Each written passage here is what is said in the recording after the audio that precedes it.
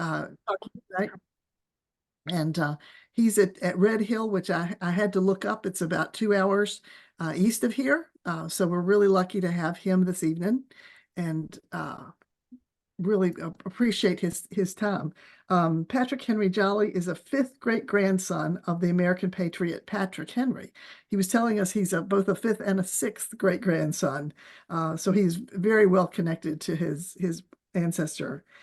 He splits his time between his native Ohio and Virginia, and he's been speaking on a variety of topics related to the personal and professional life of his ancestors since 1992. His presentations, which include Liberty or Death, you know that one, are often in character as Patrick Henry. He can often be found at Red Hill, which is, I believe, where he is today, but which is the last home and the burial spot of Patrick Henry, located in Charlotte County, Virginia. So, Patrick, thank you so much for being with us, and we have been looking forward to this. So I'll turn it over to you. Thank you. All right. Well, thank you very much, Fran. It is indeed a pleasure to be with you this evening and to be presenting this program about Patrick Henry and about his beloved Red Hill. I do have slides. I've got a PowerPoint presentation, but it is kind of an informal presentation. And so I hope it's something that you all enjoy. As Fran mentioned, I am at Red Hill right now. I do live in Ohio, but I am at Red Hill right now. And yeah, it's a beautiful day at a very, very beautiful place.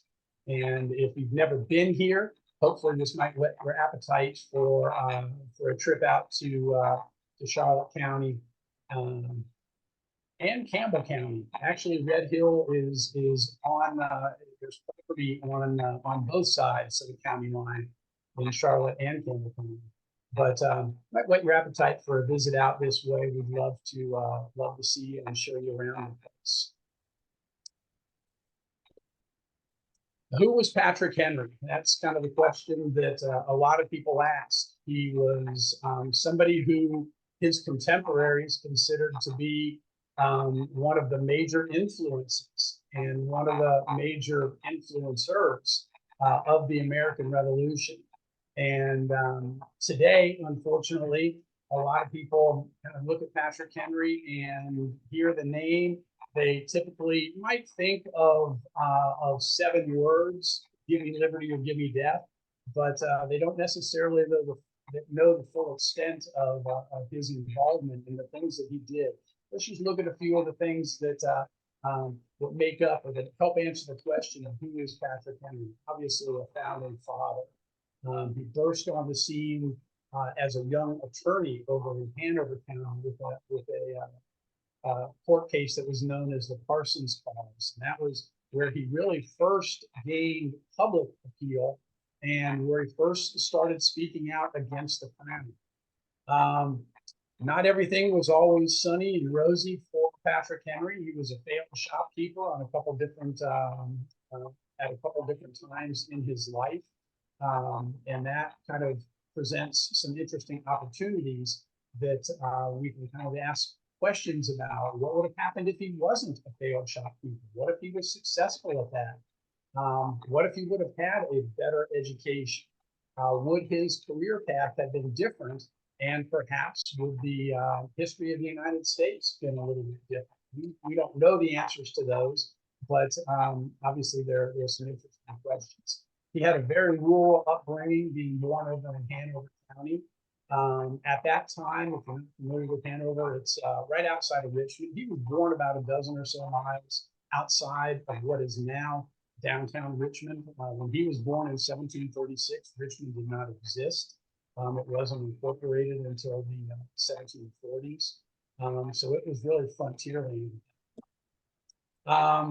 As a farmer, kind of like in his shopkeeping days, he was a struggling farmer early in his life.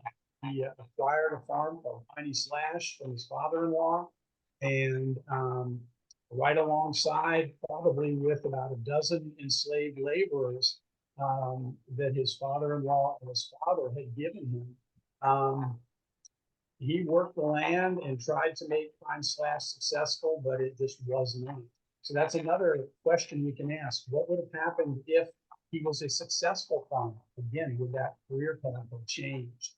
Obviously, we know these 7 words: give you liberty, give you death. Some people don't remember or recall or never knew the fact that he was a 5-time governor of the state of Virginia. He was elected in 1776, and he served 5 separate terms. Not all of them were consecutively per the Virginia Constitution, but he served 5 terms, and that's a record that, because of the Virginia State Constitution, will never be equaled.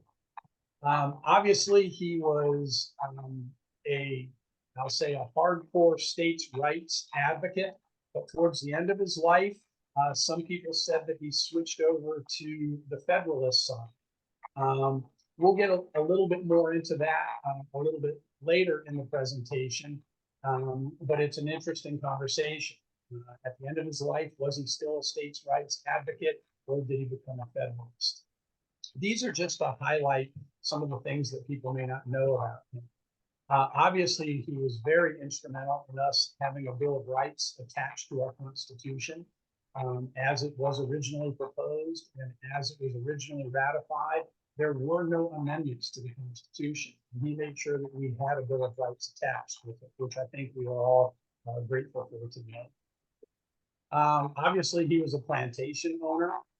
Early in his life, he was, and all the way at the end of his life, he had several plantations. He had a few plantations, which helped him incredibly from a financial standpoint. So these are some things that are kind of highlights of Patrick Henry's life, and some things that we may not necessarily know about.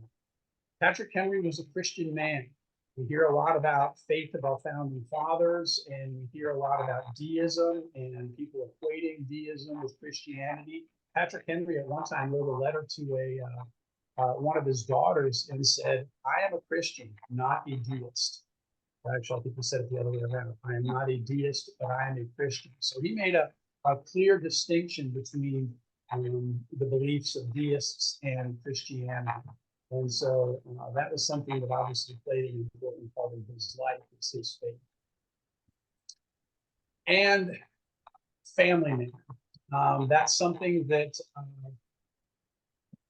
was a big part of his life, because he had such a big family. And in a moment, we'll see the size of his family. But I think that being a family man really comes into play towards the end of his life. And I think I can say this, I did a presentation for Red Hill on Valentine's Day called Patrick Henry in Love. And I think it's still available on Patrick Henry's Red Hill YouTube channel. But it talks about his private life, and it talks about him being a family man, and kind of some sacrifices that he made to be with his family towards the end of his life. Some things that he had declined, some positions that he declined, and some letters. I share some letters that talk about his relationship with his family. So we have to remember that when we talk about our founding fathers, we're talking about real people, talking about fathers, and in some cases mothers, sons, daughters, real people who made up kind of the heroes of the American Revolution. This is a look at Patrick Henry's family. Whether or not you can see everything and read everything very clearly, suffice it to say, he had a big family. Patrick Henry is in the middle there. To the left on your screen, directly to his left, is his first wife, Sarah Shelton. And then below Sarah, beginning at the left, if you count over 6, Martha, John, let's see, so we got Martha, John, William, Anne, Elizabeth, and Edward. So these 6 were the children of Patrick's first wife, Sarah. We'll talk a little bit more about Sarah. and what happened to her, but she passed away in 1775. She suffered a mental illness, and things just really bad for her. And she ended up passing away. She was only 36, 37 years old. We don't know exactly. Um, and it was about 2.5 years later that Patrick married Dorothea Dandridge. And together, Patrick and Dorothea would have 11 children. So all told, Patrick is the father of 17 children, which produced him 77 grandchildren. 70, that's a big number of grandkids. And I guess I would be remiss if I did not mention this, that I am now the grandfather of one. My grandson was born yesterday. So I'm very proud of that and very excited. So there's a little bit about Patrick Henry's family. The next slide shows a little bit more about my relationship with Patrick. The names that are in red are obviously Patrick and Sarah Shelton, the first wife. That's the one that I descend from. And the people in red are direct descendants of Patrick Henry. So as I mentioned, Patrick and Sarah had 6 children. We're only going to talk about 2 of them. We're going to talk about Martha and Elizabeth, 2 sisters, okay? They're separated by about 14 years. Martha obviously being the oldest, and Elizabeth 14 years younger. Martha married John Fontaine. Together they had William Winston Fontaine. William Winston Fontaine married Martha Hale Dandridge, who happens to be related to Patrick's second wife, Dorothea Dandridge, but I'm not even going to get into that. So William Winston Fontaine, he and his wife have a son, Reverend William Spotswood Fontaine. Now we jump over to Sarah Shelton Aylett. So we skip a generation with Elizabeth. So Martha's grandson, William Spotswood Fontaine, marries Elizabeth's daughter. They are only about a year apart. Remember, there's a big age difference, and Elizabeth and Philip Aylett had 13 children, and Sarah is the youngest. So despite being a different generation, there really is only a 1-year difference between Reverend William Spotswood Fontaine and Sarah Shelton Aylett. That brings the Fontaines and the Ayletts together, and then the line continues on down as you see William Winston Fontaine, May Aylett Fontaine, Virginia Creighton Bourne, who was my grandmother, May Burroughs Pope, who was my mother, and then obviously I would be underneath there. So through these lines, if you go up to Reverend Spotswood Fontaine, you hang a left and you go up. Martha is my 5th great grandmother. If we go up to William Winston Fontaine, then hang a right, you go to Sarah Shelton and to Elizabeth. Elizabeth is my 4th great grandmother. And that makes Patrick and Sarah both my 5th and my 6th great grandparents. So that's a common question that I get here when I'm doing orientation, when I'm speaking with visitors, and they want to understand my relationship with Patrick Henry. It's a little bit confusing, just because I have 2 lines that make me a direct descendant of Patrick Henry. But there it is for you to see. As I mentioned, Patrick Henry was born on May 29th of 1736 at Studley Plantation. This is kind of an artist's rendering of the plantation house. We don't know exactly what it looked like. We have some dimensions from an insurance policy, but Studley Plantation was a 600-acre farm over in Hanover. As I mentioned, it's about a dozen or so miles northeast of downtown Richmond. This is where Patrick Henry spent his childhood into his early teens. We don't know exactly when the family moved out from Studley Plantation, but they eventually moved to a place called Mount William, which was also in Hanover. And that was where Patrick's family, his father and mother, would stay. they would not move from that area. But Patrick Henry would move around quite a bit. He lived in a total of 13 different places throughout his life, all within the state of Virginia. So he moved around a bit. All right, let's see what the next slide is. So in 1754, Patrick marries Sarah Shelton. This is not a picture, as the note says. This is not Sarah Shelton. This is Sarah Shelton Aylett, a granddaughter of Patrick and Sarah. But no picture exists of Patrick's wife. And it is said, it is believed that that this woman, Sarah Shelton Aylett, did look a lot like her grandmother. And so oftentimes when people are talking about Sarah, this picture pops up. Sometimes it's mistakenly identified as Sarah Shelton, but it is not Patrick's wife. This is Patrick's granddaughter in an ancestor. But Patrick marries Sarah Shelton in 1754. He's 18, she's 16. They're both from Hanover County. They live both in the same Anglican parish. They probably know each other from church events, from holidays and things like that. At some point, there's some business relationships between the Sheltons and the Henrys. So Patrick and Sarah obviously knew each other, and in 1754 decided to get married. And they would be together until 1775, which will if you look at the house on the left, that's referred to as Piney Slash. Sometimes it's referred to today as Pine Slash, but the earliest mention of it called it Piney Slash. And Piney Slash was a 300-acre farm that was given to the couple as part of Sarah's dowry by Sarah's father, John Shelton. The property was basically a 300-acre section that was cut off from his own farm. And with the 300-acre Piney Slash farm,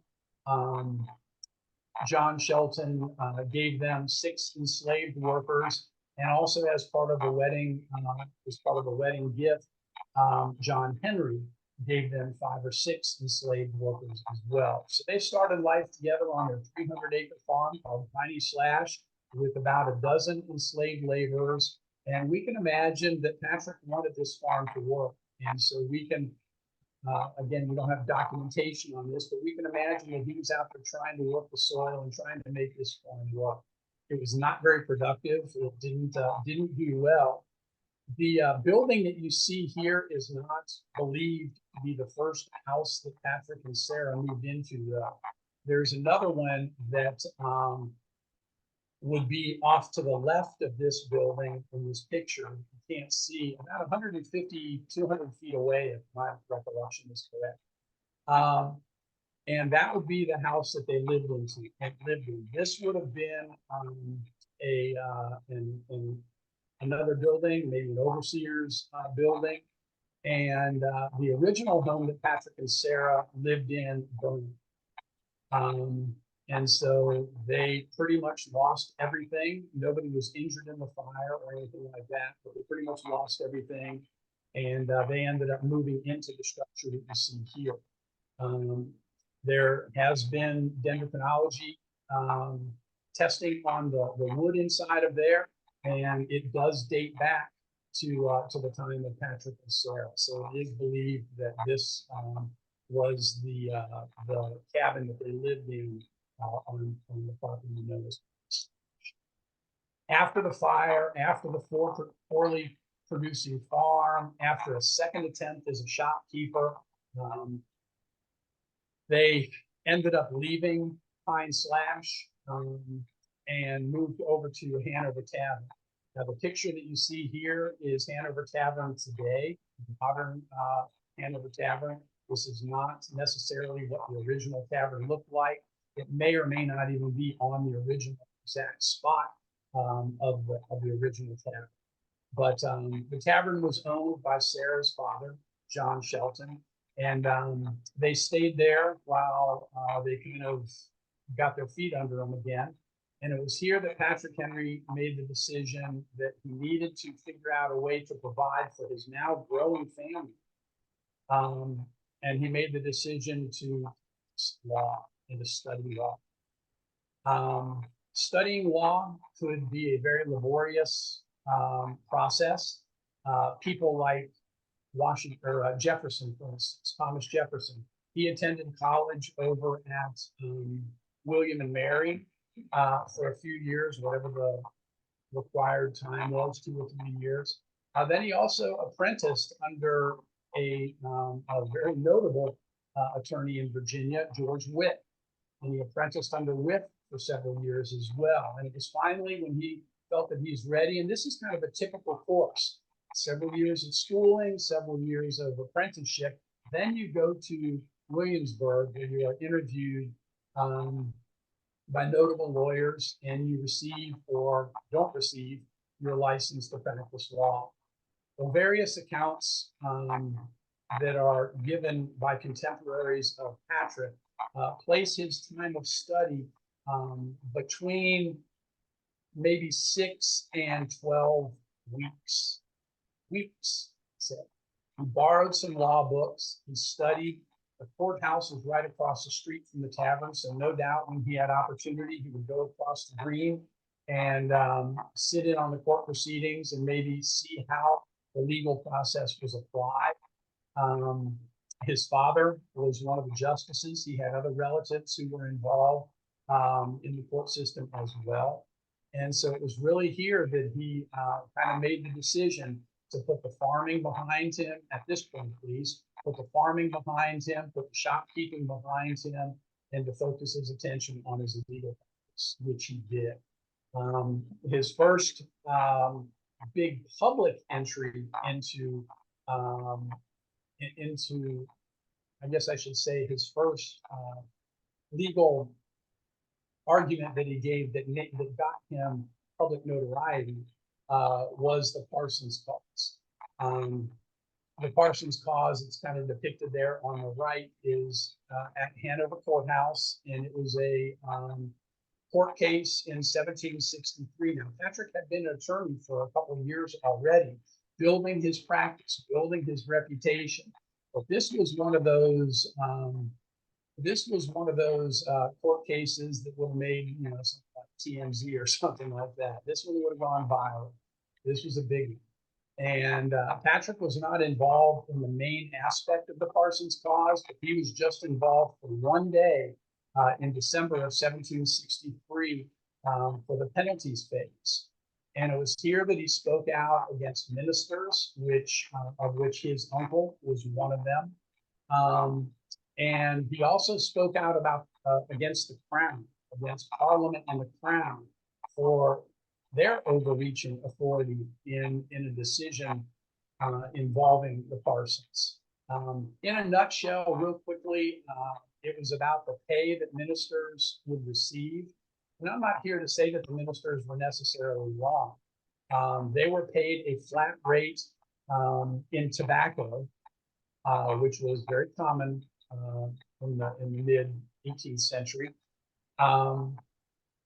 But they were paid a flat amount. It was set at 2 pennies per pound by the General Assembly, by the Virginia House of Burgesses, the Assembly.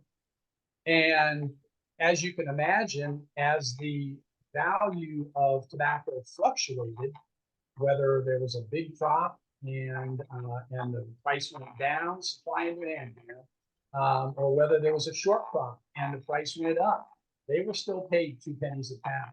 When the price went down and they were paid 2 pennies a pound, they were making out and they were doing fine and nobody said anything. But when the price went up and they were still making 2 pennies a pound, that's when they started to complain. And they complained over to Parliament, which eventually went to the king, and the king disallowed the 2 Penny Act, as it was known. And Patrick Henry spoke out against that in 1763. So we're talking 13 years before the American Revolution, and Patrick Henry is already potentially speaking treason. As a matter of fact, his opponent at the bar, Peter Lyons, made the comment, you know, Your Honor, this gentleman has just spoken treason, and nothing came of it. On the left on this picture, going backwards a little bit, this is a page from a registry in Goochland County. So you received your license to practice law, but you still had to go to individual county courts to register. And so this is his registration at in Goochland County, and it says that his it does say that his law license is signed by George Wythe and John Mann.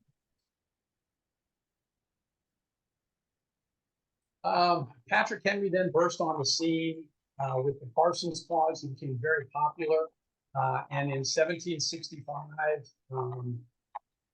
about a year and a half later, after the Parsons Clause, he was elected to a vacant seat in the Virginia House of Burgesses.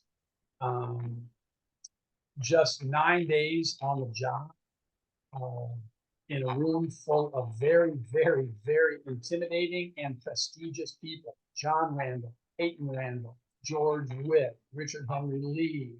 I mean, the list goes on. We're talking heavy hitters in Virginia history. And here comes this 29-year-old kid. Well, at the time, he was 28 years old. When he was elected, he was 28, but he was 29 on May 29th of 1765 when he argued that Virginia should not pay what was known as the stamp tax. And his resolutions were passed. And in 1765, looking back, Thomas Jefferson replies that Mr. Henry certainly gave first impulse to the bar of the American Revolution. He said that after Patrick Henry passed away, but he was looking to May 29th, 1765, when Patrick Henry did these resolutions. This was kind of like the first official resistance to an act of Parliament. And once Virginia did it, the other colonies followed suit, and that began the rift that would ultimately separate us from Great Britain. On the right, you can't read it. It's a bunch of mumbo jumbo, but it's a very historic document. It's an amazing document that's at the Library of Virginia right now, and it is it's the Stamp Act resolutions, as Patrick recalled them towards the end of his life. He wrote out the resolutions. He wrote out a little bit of a commentary that we'll talk about at the end. But these are the resolutions that he put forth in May of 1765 that created the split between us and Great Britain. And he recollected them, wrote them down towards the end of his life, and included them in a sealed envelope with his will.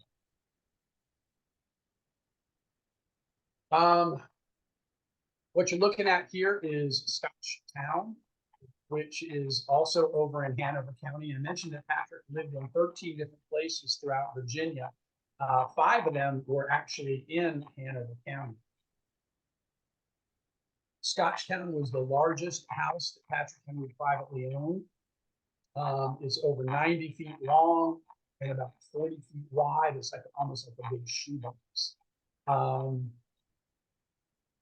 Sarah Shelton, Patrick's first wife, this is one of the reasons that he purchased, we believe one of the reasons that he purchased Scotchtown was for her health. Things were starting to go bad for her, and he thought that the larger home, the more open space, maybe some seclusion from the children and the overstimulation of small children might help her mental condition. And so he acquired Scotchtown. He also, another reason he acquired it was because he got it very, very cheap at an estate sale. One thing about Patrick is he was very, I'm not going to say cheap, but he was very, very frugal. He did not spend money that he did not need to spend money on. But this is where Sarah lived out the last few years of her life. She passed away here sometime in the early part of 1775. We don't have an exact date, but we do know it was shortly before Patrick Henry's Liberty or Death speech. So when Patrick Henry did that, not only did he have the growing colonies and Great Britain on his heart, but he also had the recent loss of his we don't know a lot of details about Sarah's passing, and I will take a moment to mention a book that was written by a friend of mine and a great friend of Red Hill. His name is Mark Kubian, and he wrote a book called In Sickness and in Health, and it's the story, the marriage of Patrick Henry and Sarah Shelton. And it's a phenomenal look into their lives, into their past, and also into her condition. And he does a great job. Mark does a fantastic job dispelling rumors and really just focusing on the facts. Because, and I'm going to do it, and I will apologize ahead of time, but if you Google or search Sarah Henry in Scotchtown, you will come up with oodles and oodles of haunted stories. And we really want to put that to rest, even though I just said it. But Mark does a fantastic job with his book, In Sickness and in Health, the marriage of Patrick Henry and Sarah Shelton. So I would very much be remiss if I didn't. But this is where she passed away in 1770. This is a quote that Patrick Henry is believed to have written to somebody who we don't know in 1793. Adversity toughens manhood. And a characteristic of a good or great man is not that he has been exempted from the evils of life, but that he has surmounted them. What a fantastic quote.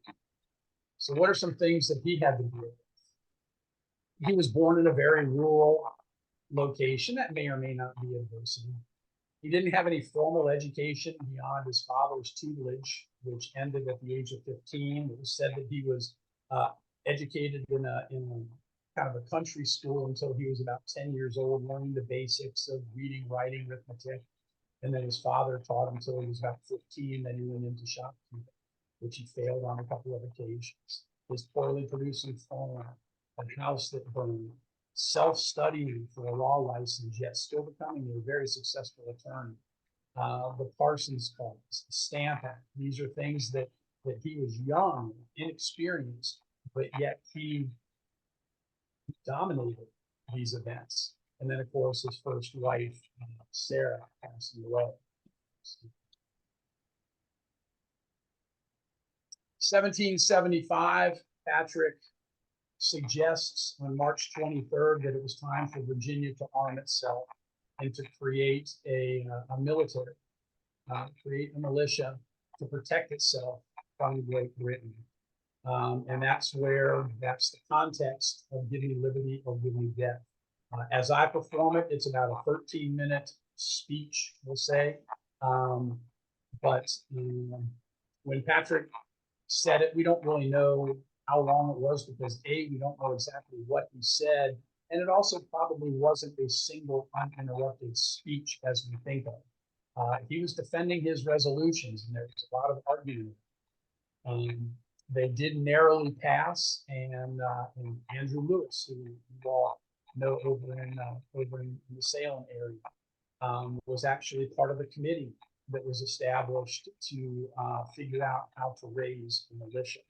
But these are the 7 words that Patrick is probably most known for. And they were spoken at St. John's Church in Richmond on March 23rd of 1770.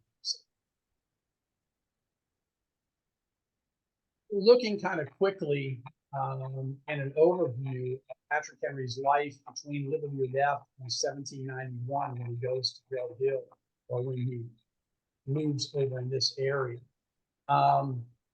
Well, going back a little bit before 1775, he's elected to both the first and then ultimately the Second Continental Congress. These are the Congresses. The Second Continental Congress was the Congress where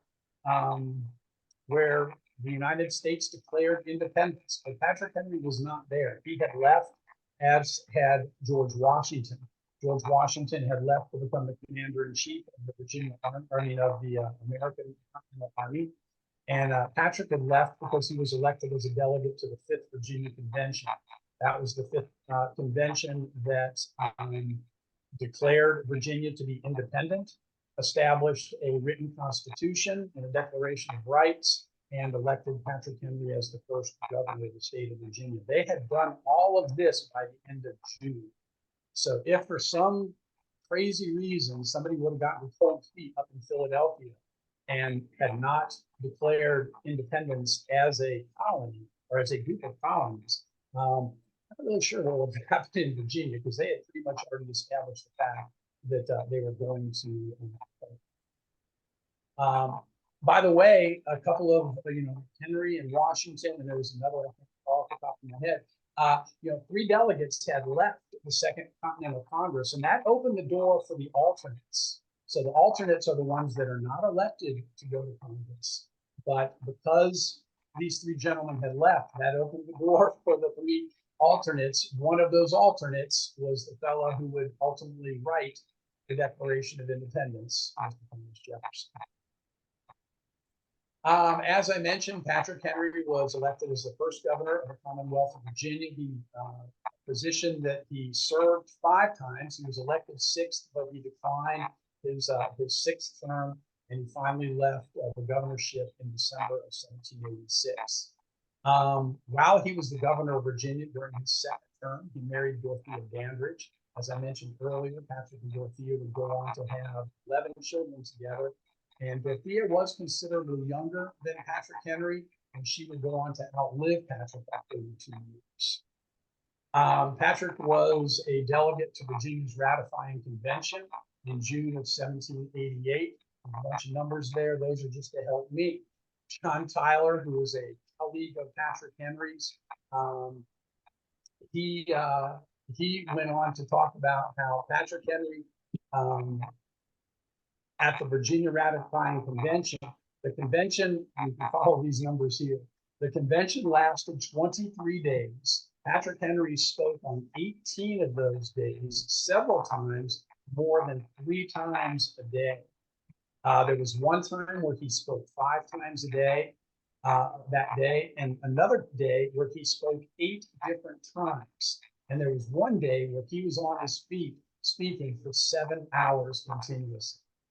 And so Patrick Henry was definitely the voice of the Anti-Federalists and of the group that was opposing Virginia's ratifying of the proposed United States Constitution.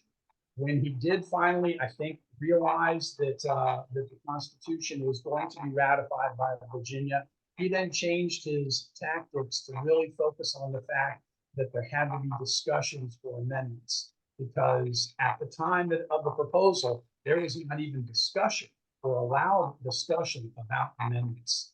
And so Patrick Henry wanted to make sure that we could have the Constitution amended.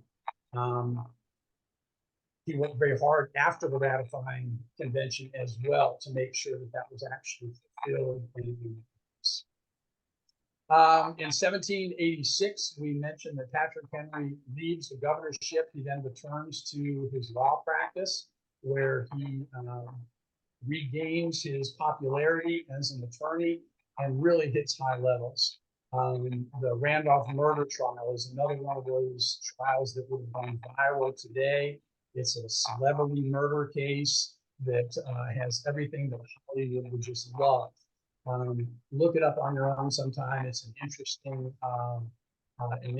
case. But that happened in April. The trial happened in April of 1793, and Patrick helped acquit the defendants of murder in that trial. He was also involved on the federal level in the British debts case in 1791 and 1793, a very complicated, convoluted legal case dealing with how to handle debts that were owed to merchants prior to the Revolution, and then how do you deal with that now that we are a separate country, a new country? What do you do with all of that? Again, it's a very convoluted and confusing case, but Patrick Henry was involved in that on 2 different occasions, and it went on after he passed away as well. Then he ultimately would return to farming and kind of get out of his legal practice for the most part. He bought Long Island in 1791, and then 3 years later, and that's about 18 miles from Red Hill. And then a couple years later, he purchased Red Hill, um, which is where he lived and died for the last few years. He lived the last few years of his life. When he purchased Red Hill, it was about 700 acres. When he died in 1799, it was about 3,000 acres.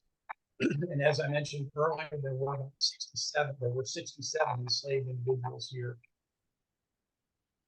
at the time of his passing.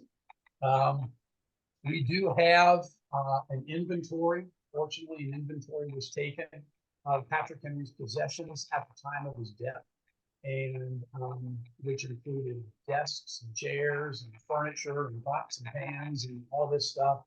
But it also included a list by name of the 67 enslaved individuals. That was a great starting point for research to be done here at Red Hill on the African American community. We talk about the African American community, not just the enslaved, because Red Hill was in the Henry family from 1794 when he purchased it all the way up to 1944. And obviously from 1794 to 1865, we're talking about enslaved individuals.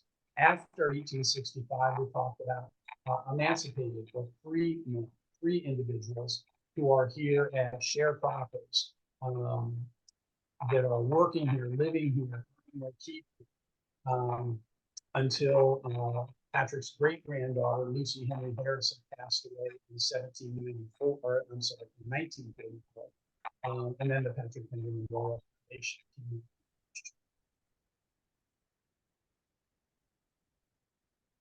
When Patrick passed away, we talked about him earlier being a Christian man.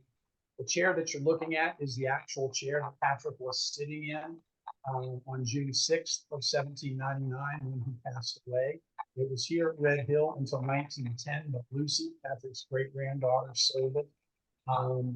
And so it is no longer here. We do know where it is. It is over at Tommy Williams. But this is the chair that he died in.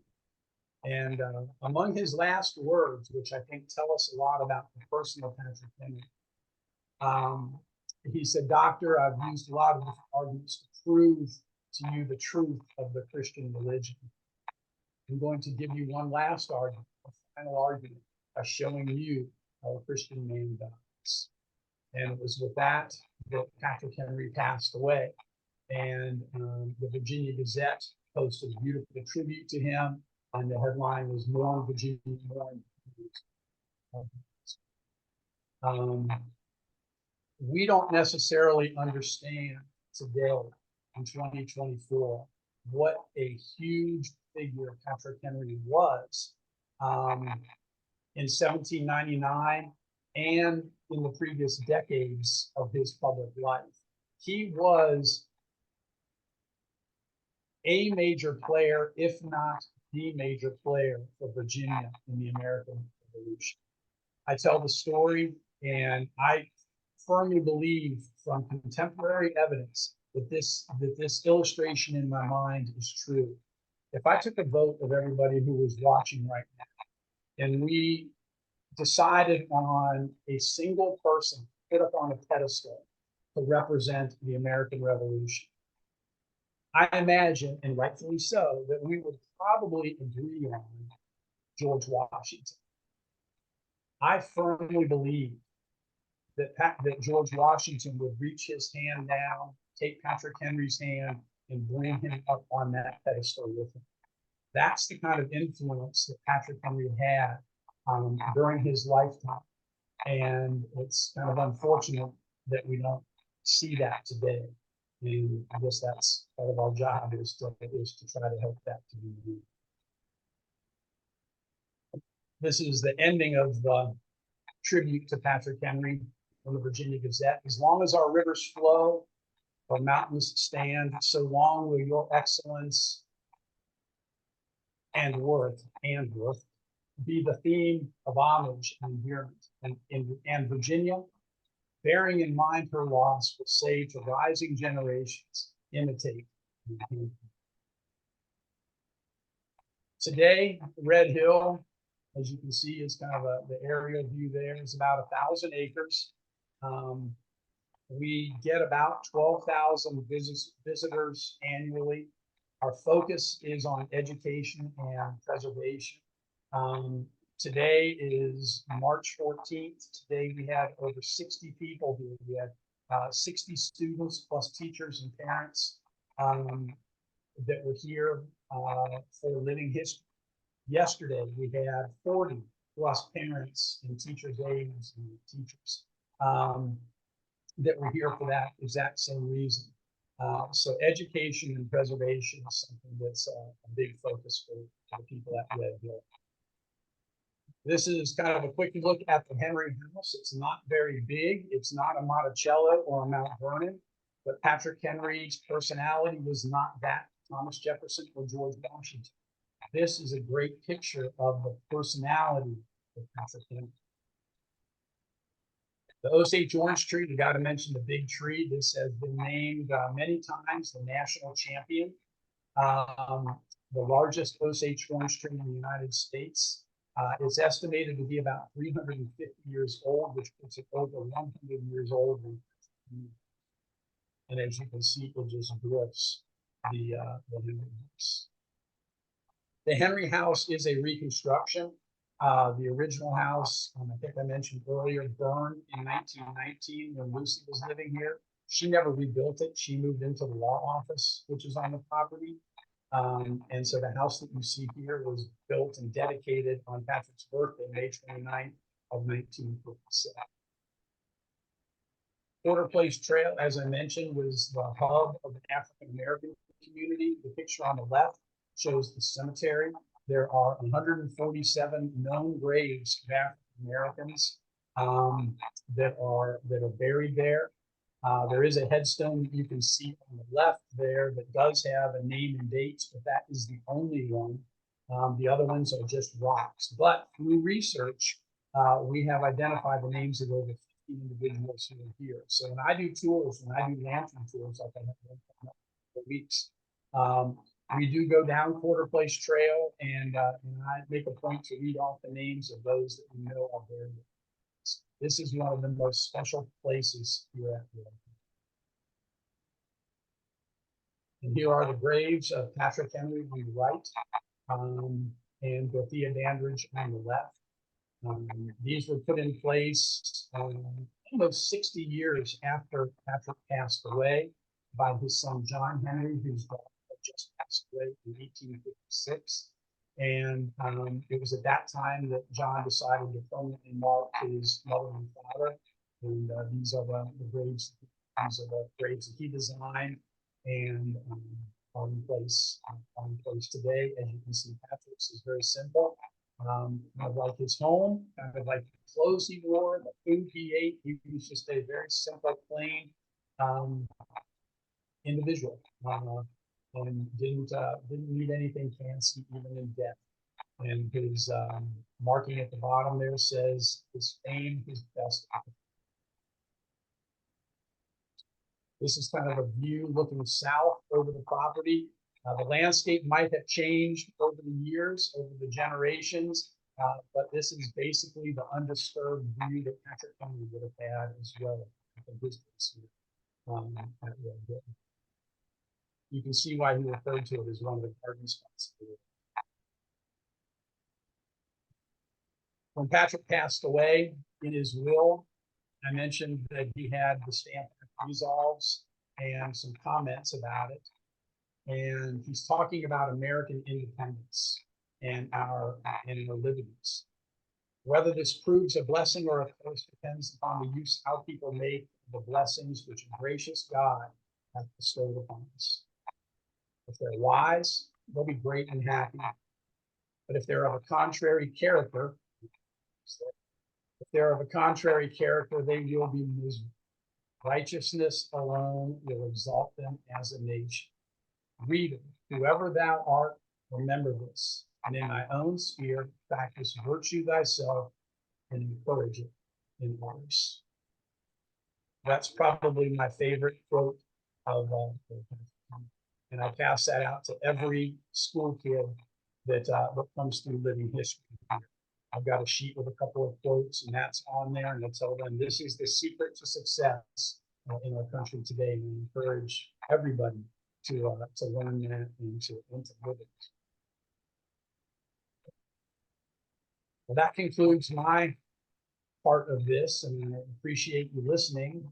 Are there any questions or anything like that, or comments about the presentation, about Red Hill, about Patrick Henry, or anything?